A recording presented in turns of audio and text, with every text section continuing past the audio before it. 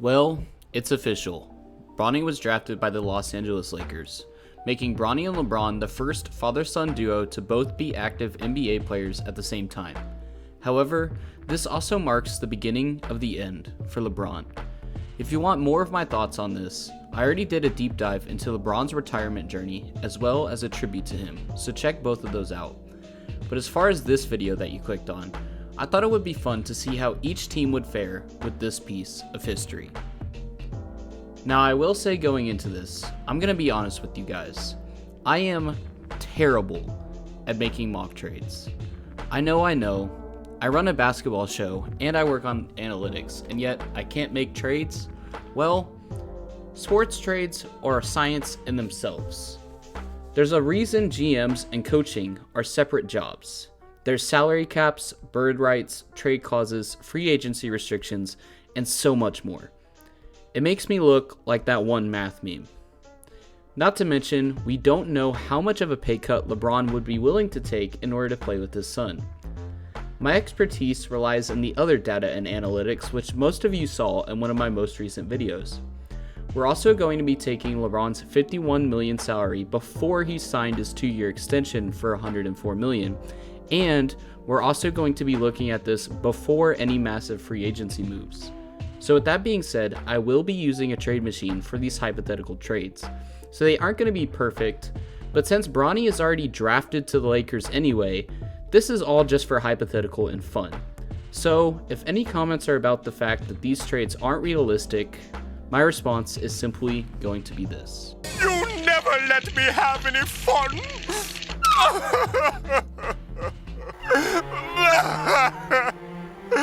My belly is so full of hate right now.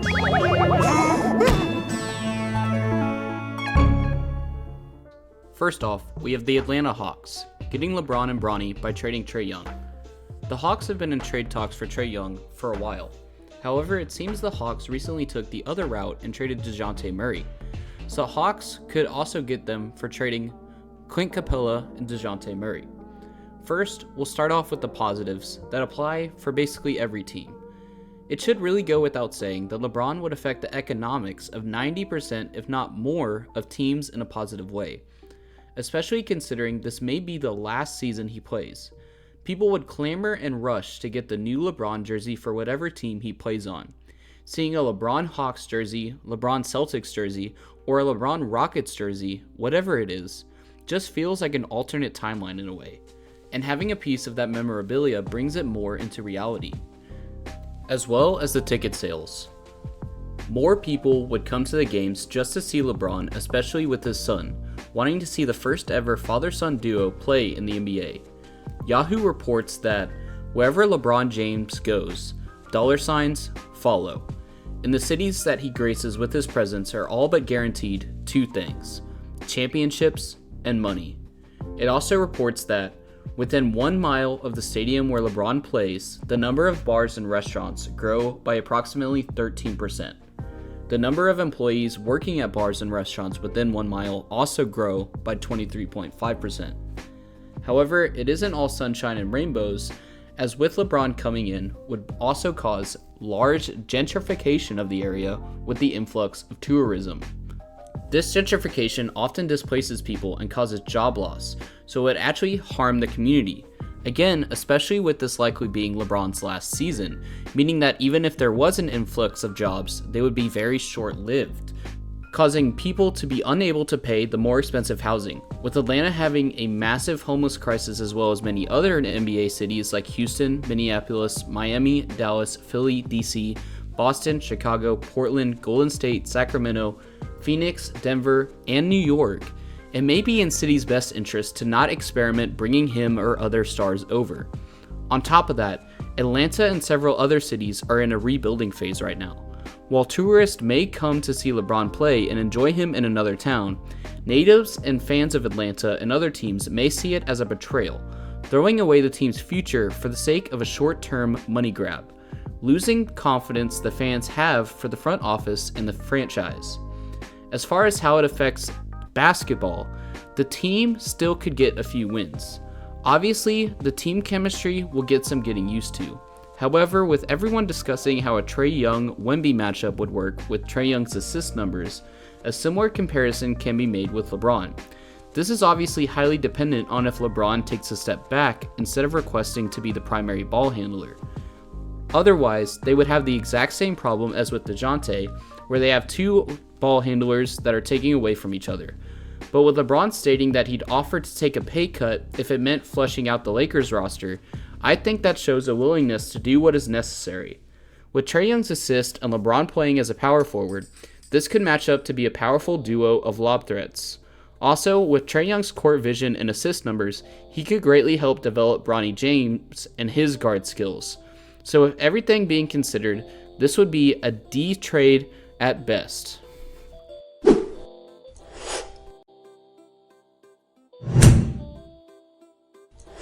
Well, this would be a devastating blow to the Lakers fan base, having one of their greatest and most recognizable players go to their number one rival.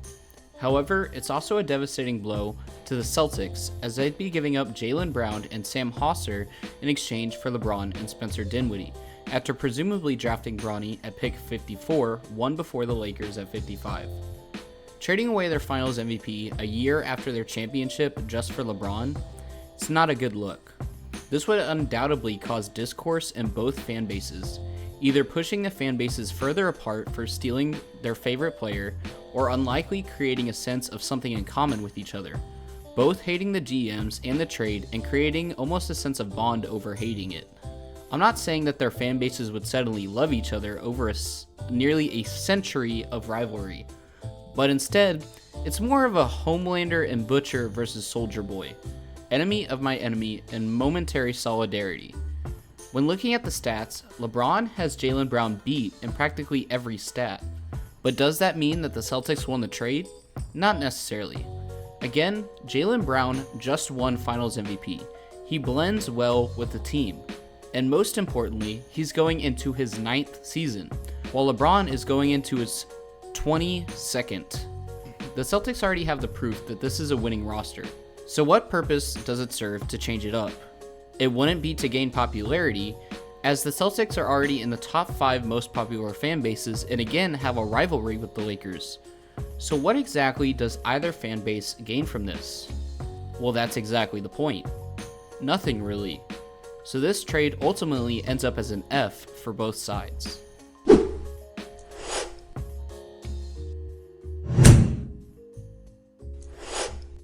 On the opposite side of the spectrum of the Celtics are teams like the Nets and the Pistons. Their teams have been so down bad that people have jokingly made posts about causing a disaster draft to happen.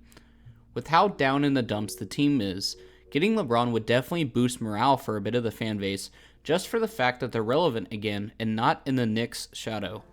However, that excitement will likely be short-lived considering how much they'd give up. The Nets don't have a superstar of their own, meaning that all of their contracts are pretty even, resulting in only $15 million for everyone except Ben Simmons. But who's trading for Ben Simmons nowadays? With LeBron's contract being about $60 million, that means that the Nets would have to trade 4 whole players for LeBron. Sure, the Nets get the most recognizable and marketable player, but now their roster is left bare and with no future. Considering the fact that the team has also just come off of trading their future for KD, Kyrie, and Harden, this trade also probably wouldn't fare very well for the fan base, as it's already seen as a failure trading future picks and assets for a fading star. Not to mention that they've been trying so hard to get those draft picks back. This would be throwing away their future once again. As for the Lakers, what would they even do with 4 whole players? They might have to even waive players and rework their entire roster. Ultimately, it wouldn't be worth it for either side.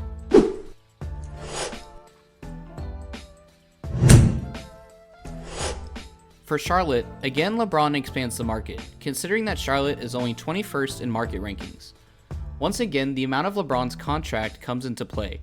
The only way to get LeBron would be to trade their cornerstone player in LaMelo as well as Davis Bertans. However, unlike the Nets, the Hornets do have a few draft picks lined up. This means that they could take the gamble for the quick ticket sales, merch sales, and then use that extra money in order to make a trade for some good veteran players or free agency. Or they could trade for some more draft picks. After all, that's how they got LaMelo in the first place.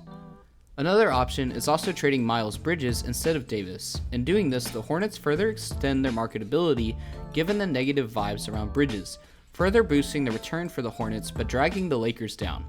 However, given that they already have AD anyway, the Lakers could just waive Bridges. But that would make the trade look even worse, as this would look as a straightforward LeBron for LaMelo trade, which would get heavy criticism.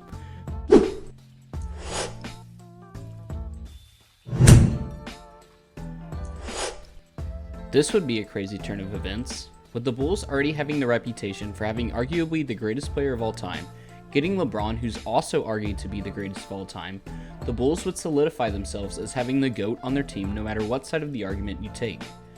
For a trade, they could do an even DeRozan for LeBron trade. For the Bulls, their win-loss wouldn't fluctuate too much, since it's a 1-to-1 trade for the same position, as LeBron is older and DeRozan is not an all-star anymore, so they have similar stats. However, what may be a bigger news story would be if the Bulls owner changed in order to make this trade happen. The Bulls owner has gone on record multiple times claiming that he does not want to make trades with the Lakers or any team that LeBron is on in order to help protect MJ's legacy. So, for the team to not only make a trade to the Lakers, but to get LeBron on the Bulls would take a massive executive or ownership change. Obviously, this would be a massive story since this is the same owner that was there for all the MJ championships and Phil Jackson. But this could be a change for the better, considering that the front office said that they're not going for championships right now and are being content and lackadaisical with their play-in roster and aren't looking to make any winning moves right now. The Lakers, on the other hand, have been in trade talks for DeRozan already. Again, the roster wouldn't need much changing as they both play small forward and DeRozan is a younger player that can pair with AD. Regardless, if this trade happened, the trade wouldn't even be the biggest story. The Bulls' owner would be.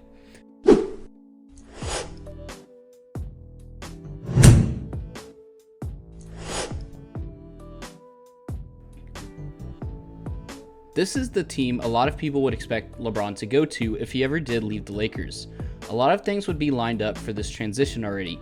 Before going to USC, Bronny originally went to Ohio State, showing that they still have an affinity for the state. Not to mention the Cleveland "This is for you" still reigns in LeBron's heart and the heart of the fans. Prior to 2014, Cleveland was apprehensive to taking LeBron back, but after the finals runs against the Warriors, fans are excited at the prospect of LeBron finishing his career in Cleveland for a quote storybook ending. So even though most would expect the Cavs to make moves for a championship after already finishing at the 4th seed, the fans seem more than okay with that. We've talked before about the economic impact of LeBron, especially on a farewell tour. Now imagine how crazy the impact would be with LeBron back in his home state, ending his career with a retirement speech that ends in another "Cleveland, this is for you" for old time's sake. On top of that, in order to get LeBron, the Cavs would only be trading Darius Garland and Jarrett Allen, which they've already been shopping around for, making this trade a relatively low risk. As for the Lakers, they'd get another point guard, which they need to space the floor and make some threes. They could also use Jarrett Allen as a decent center if and when AD gets injured.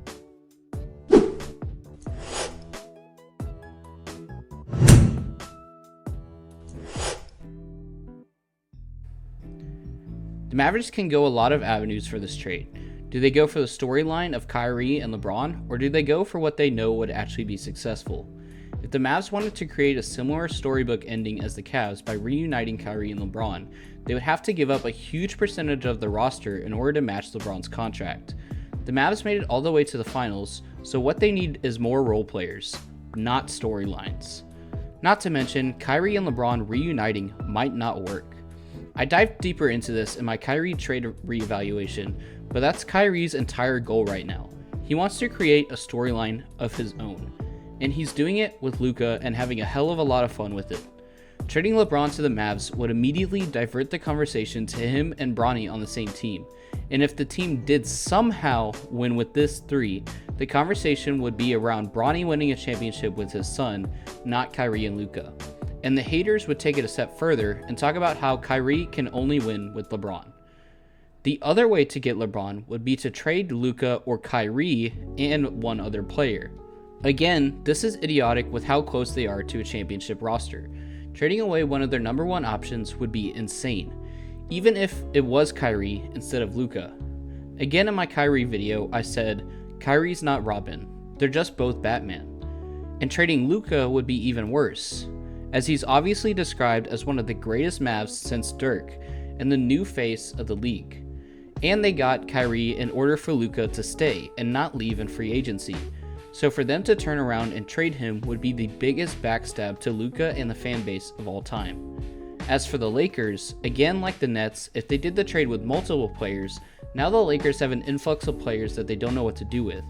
However, if the Lakers were able to get Kyrie or Luka, it'd be a huge fleece for them, as again, they need a really talented point guard to elevate their team to the next level.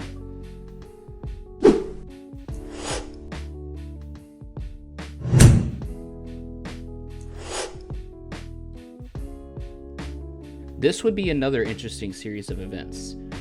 This would be sure to get some news articles made. All those kids that constantly post about how will this affect LeBron's legacy, this would definitely damage it, as the narrative would be LeBron joined the team that he couldn't beat. Obviously, the Nuggets could trade Jokic for LeBron, but I don't see the Nuggets ever doing that anytime soon, so I'm not even going to give it the honor of being dissected. The other trade in order to get LeBron would be trading MPJ and Aaron Gordon for him. Obviously, trading away these two would be a decent sized blow, but it definitely is better than the alternative, again being trading Jokic or trading Jamal Murray. Like previously stated, pairing a really good guard with the Lakers would be a decent decision for them, as well as Aaron Gordon to add depth with AD. On the Nuggets side, they get a decent experienced power forward to pair with Jokic, but they lose their depth and their main guard. The Nuggets would continue to lose to the Timberwolves and might even lose to this new Lakers.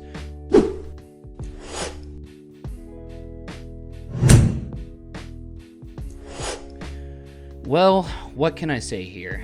It's the Pistons. I think they'd be happy with just about anything at this point.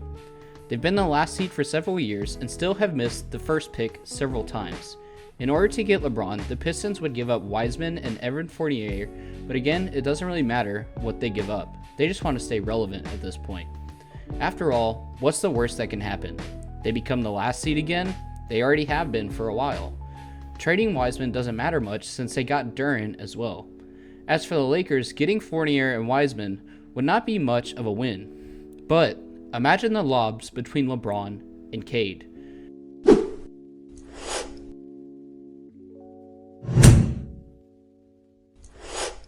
Again, adding to the long list of storybook endings, certain fans get exactly what they've been wanting forever: a LeBron Curry team up.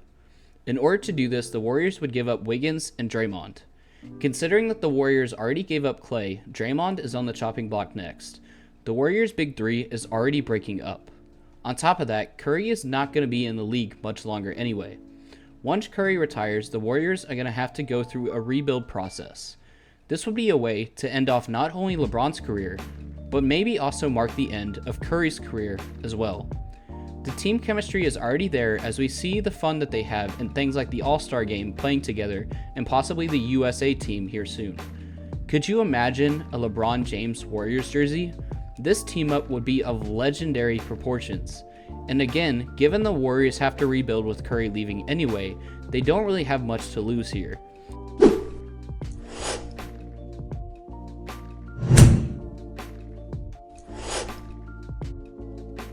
The Rockets are in an interesting spot. At first, a couple years ago, it seemed like they were rebuilding. Then they got a bunch of expensive veteran players and threw things off balance. Because of the expensive contracts they have, the Rockets can trade VanVleet for LeBron. The Rockets moderately lose this trade because they've been having problems at the point guard position to pair with Jalen Green. Trading VanVleet would reset them backwards. The Lakers would get a nice guard in return, but it's still not really enough to make this worth it.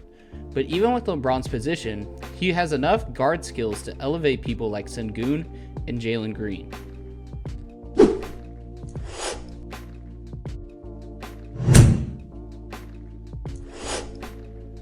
For the Pacers, they're just a few steps away from a finals roster as well. In order to get LeBron, they could trade Miles Turner and McDermott. This still gives them room to use Siakam and Halliburton. LeBron, Siakam, and Halliburton could make a powerful big three, but they'd probably end up in the same position they were before, losing in the second round or before. As for the Lakers, they get a center and a small forward that can shoot. Not much to say for this trade, other than it's probably a C- for everyone all around.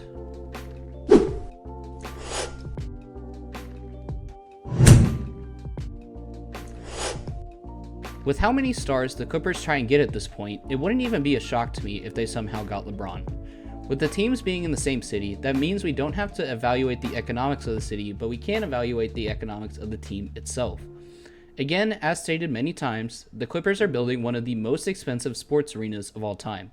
They need players in order to fill the seats, and LeBron would obviously accomplish that goal, especially with the city rivalry and again, his farewell tour. The Clippers would brag about how they got the Lakers star away from his team. One question would be how Kawhi and LeBron would get along, considering that Kawhi got his finals MVP against LeBron, and LeBron has multiple accounts saying that Kawhi is the hardest guy he's ever been guarded by. As for an actual trade, the Clippers can trade Harden for LeBron, as they have similar contracts. I've gone on record multiple times about how Harden does not work for the Clippers, or frankly, any team. Harden could space the Lakers' floor a bit, and LeBron adds depth with Kawhi constantly being injured and Paul George probably being traded.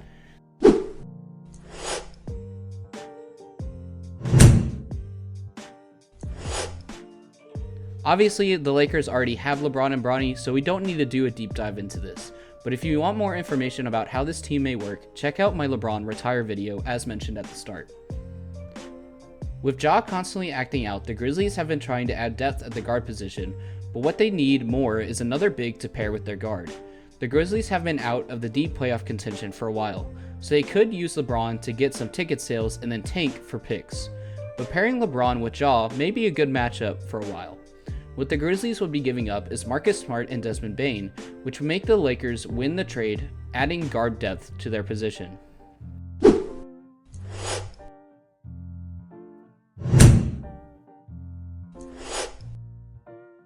Again, another one for the storybook endings. LeBron back in Miami would be similar to Cleveland, but not to the same extent.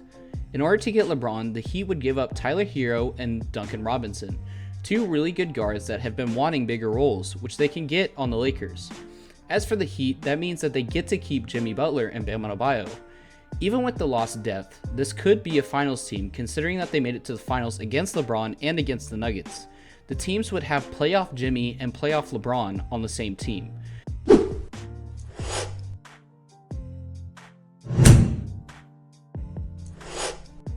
For the Bucks can give up Damian Lillard for LeBron. This would be an absolute fleece for the Lakers. I've gone on a few rants about why the Damian Lillard trade should have never happened in the first place and they should have kept Jrue Holiday. However, they did still make it to the 3rd seed. For them to throw away Dame for a player in their last season would be a terrible decision and make the Dame trade look even worse. They would drop from the 3rd seed probably down to about the 6th seed. If the Bucks were to trade Dame, they need to get another elite defensive guard like Jrue Holiday. As for the Lakers, they could definitely use Damian Lillard's shooting and clutch abilities.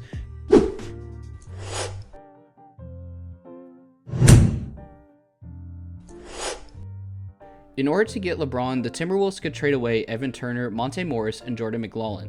The Timberwolves are one move away from a championship, so this would not be the move to make, but at least they get to keep their major role players like Jaden McDaniels, Alexander Walker, Naz Reid, and so on. As for the Lakers, they would get basically nothing worthwhile in return. As for the Timberwolves winning a championship with LeBron, it probably wouldn't happen, but maybe he can at least guard Luka better than Gobert.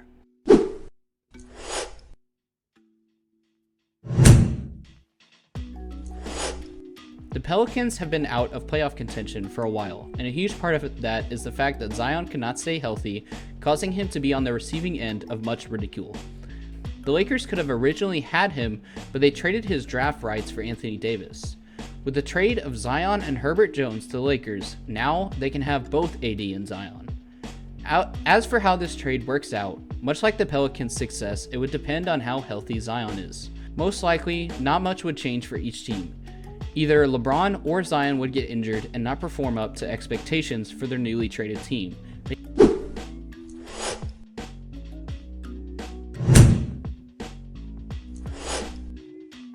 The Knicks would not have to give up much, only giving up Alec Burks and Bohan, still managing to keep the quote-unquote Nova Knicks.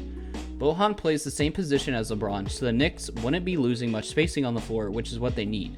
But getting LeBron could help make more plays and star power instead of relying on Brunson to carry the whole team. This could help the Knicks take the next step to make it to the conference finals or even further. As for the Lakers, they're not getting much in return, so they would probably get fleeced.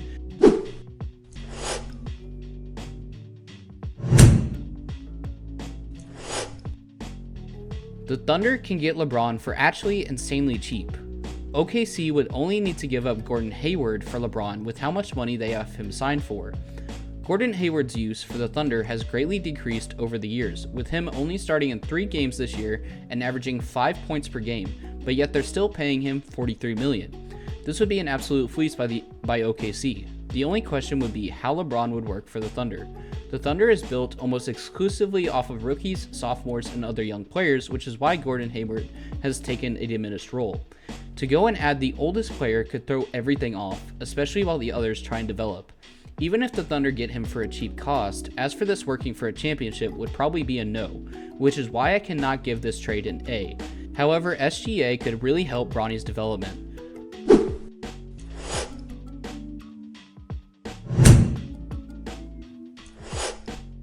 For the Orlando Magic, they need some younger players rather than older players, but with Banchero being a ball-dominant forward, LeBron might help add to his development. The Magic are a playoff team, but they need a couple more good pieces to really get them anywhere. LeBron would not be one of those pieces though. Orlando's contracts are relatively cheap, so they'd have to trade Markelle Fultz and Jonathan Isaac, of which there are already rumors that Magic may try and get rid of them anyway. But they can definitely get a higher selling price than just LeBron. For the Lakers, getting 2 role players could be decent, but both of these players aren't all-star or superstar talents, so they would not end up getting a ring.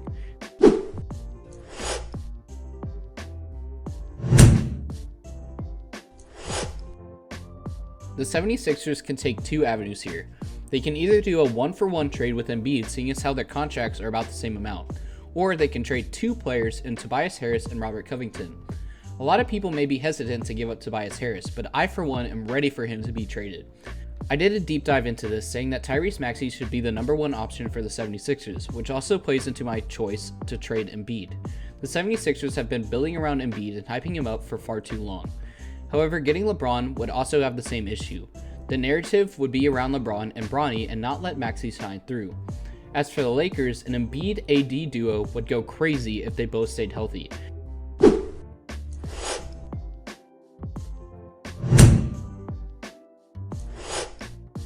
With the royal screw-up the Suns have made, they have several options for trades, trading KD, Booker, or Beal.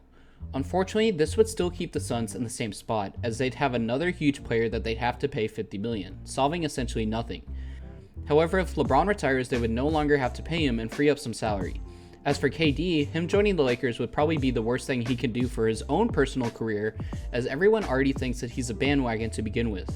For the Lakers, them getting Booker or KD would be a huge move, as again, they could use someone that spaces out the floor.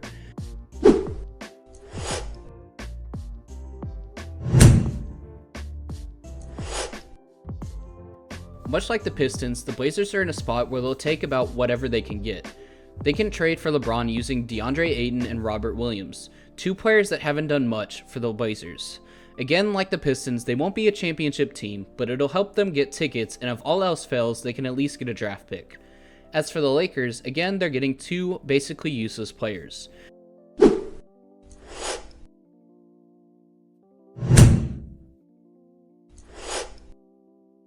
The Kings are another team that's just a piece away from making a deep finals run. The biggest problem is that there are only a few players that have the salary in order to make a trade for LeBron. In order to get him, they would have to break up the Sabonis-Fox core, which would instantly destroy any choice that they have in making a deep playoff run. As for the Lakers, they could get Fox, which would be a really good guard pickup for the Lakers.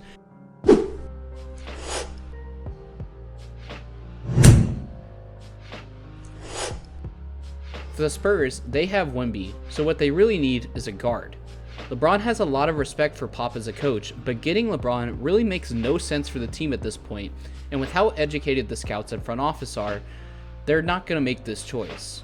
But again, for the sake of hypothetical, they could get LeBron for Keldon Johnson and Devin Vassell. While the Spurs have been shopping around for trades for KG, losing Devin Vassell would be a massive blow for the Spurs. Before Wemby, he was one of their best players in the face of the franchise, especially after they lost DeJounte. LeBron wouldn't add much to the Spurs at this state. Devin Vassell could help the Lakers as a guard, but it still won't be a championship roster, and he wouldn't be an all-star, making this a D for both teams.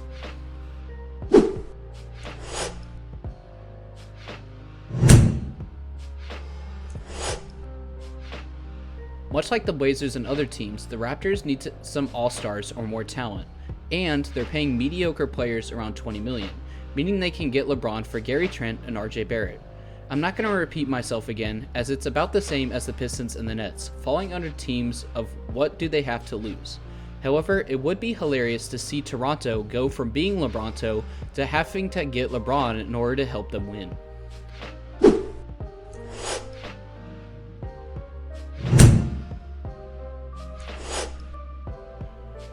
The Jazz are a hard team to make an analysis on for this, given that their team is hanging on a thread by Lauri Markkanen, who has still not been re-signed at the time I make this. The Jazz could get LeBron for Colin Sexton and John Collins.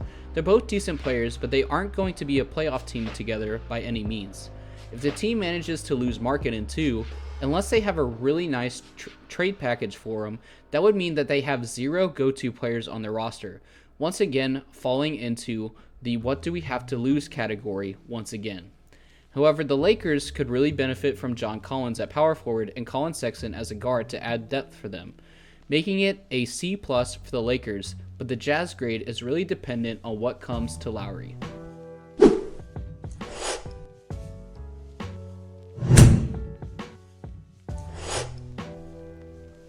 For the Wizards, they could trade Kyle Kuzma and Poole to the Lakers. With Kyle Kuzma having already played on the Lakers, this could be an interesting development. Also, with Poole's historic fall off, even though he is a guard, he would probably not be welcomed in LA. As for the Wizards, again, unfortunately, they fall into the boring, what do we have to lose category. But it would be a nice and cool narrative to have both Michael Jordan and LeBron finish off their final years of their career as a Wizard.